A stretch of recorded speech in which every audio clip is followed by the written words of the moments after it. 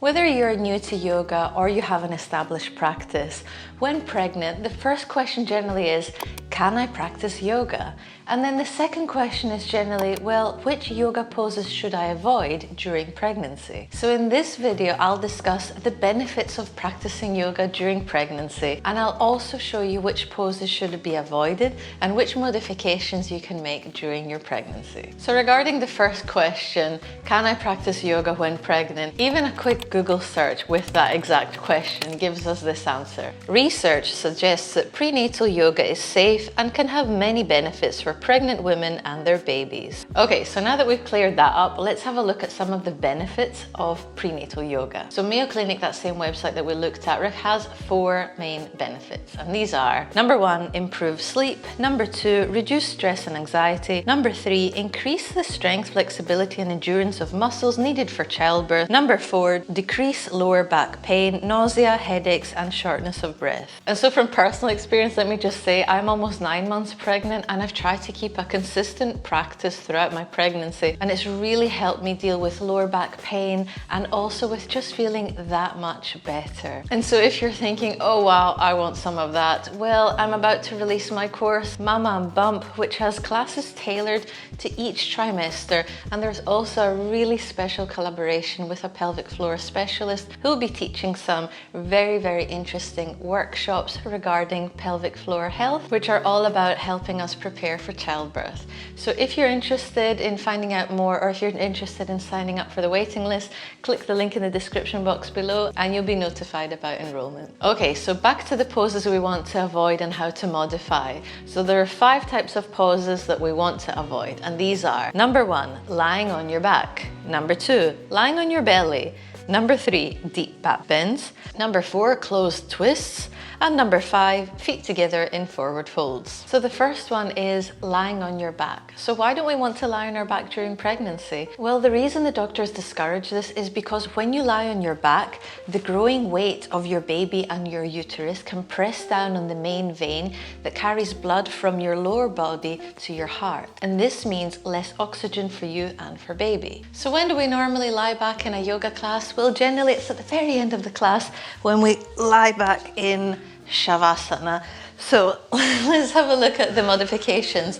Modification number 1 is you can lie back with a bolster. So I can get my bolster, I can get 1 block, I can get 2 blocks, and if it's elevated, we're fine. So here we can lie back, and this is a lovely version of Shavasana. Now, another variation we can do is where we lie on our sides. You want to lie on your left side.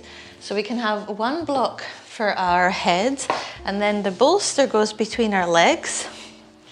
And then we can lie down like this, and this can be a really lovely Shavasana throughout your pregnancy, but especially the bigger your belly gets. The second thing we want to avoid is lying on your belly. This is due to extra pressure on your uterus and on your baby, especially as your belly starts to grow. So regarding lying on your belly, one of the main places we would practice this is during a sun salutation or during a vinyasa.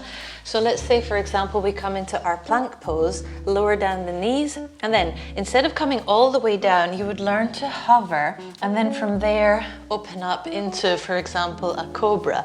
So you don't want to bring your belly to the floor, you just want to hover so you're nice and protected. The third one is deep back bends. Now, the reason we want to avoid deep back bends during pregnancy is because we want to avoid diastasis recti, which means with a separation of the abdominal muscles. Now, for me at least, my body very naturally is able to do deep back bends, and I always loved practicing them. But what I noticed very early on in pregnancy is that my body really did not want to do back bends. And so as my belly started growing, I totally cut out back bends from my practice, and even upward facing dog, I do a cobra, and that just feels absolutely great for me. So with deep back bends, instead of practicing full wheel pose, a full back bend, what you could do instead is you can find a lovely comfortable bridge. So you would lie down, and then from there lift up the hips, and this could actually feel really nice. And he's actually kicking right now. I can see my belly moving.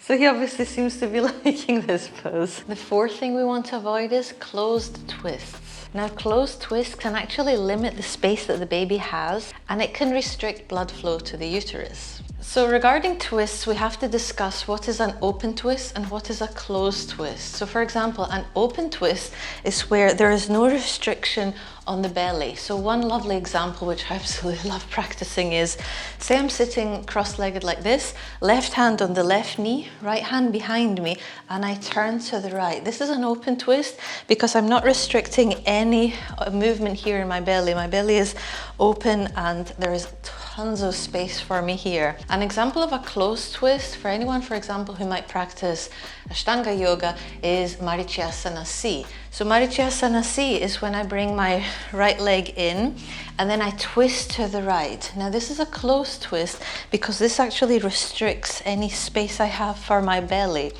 If you're an Ashtanga yoga practitioner and you're wondering, okay, do I just cut this out? You can just leave this pose out, or what you could do is you could do a variation where instead of turning to the right, you turn to the left. Lots of space for your belly, and this can also feel really, really nice. And last but not least, now this is a bit of common sense, especially as the belly grows, is that we don't want to practice, especially like when we start our sun salutations with our feet together, we space our feet apart, and this is because there's no room to fold forward when our feet are together. Okay, so our last one is when our belly gets quite big, when we're doing our sun salutation, so we want to fold forward, if our feet are together, because our bellies are quite a lot bigger now, there's like no space to fold forward. So instead what we have to do is we have to have our feet hip distance apart, and that's how you would start off your sun salutation. As your belly starts to get even bigger, you can actually have your feet to move from side, like your right foot to the right, left foot to the left, and this can feel really nice, and this can give